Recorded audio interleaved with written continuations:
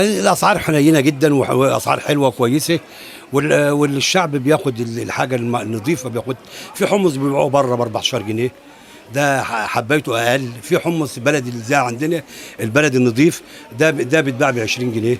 مهنه الحمص مهنه في طنطا معروفه عنها لانها بلد الحمص ذات نفسه. الناس الزوار الزاير بيجي بيشتري بقى كل حاجه اللي مش متوفره عنده.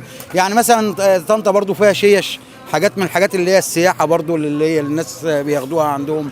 في ملابس برضو في نفس الشارع اللي احنا موجودين فيه. بس الحمص من الحمص ده حاجه اساسيه بالنسبه للزاير، سواء جاي يزور او جاي بيتفسح او بتاع، لان هو بيجي بياخد له ولحبايبه. يعني لو حبايبه عرفوا ان هو كان في طنطا وما خدلهمش حمص بيزعلوا.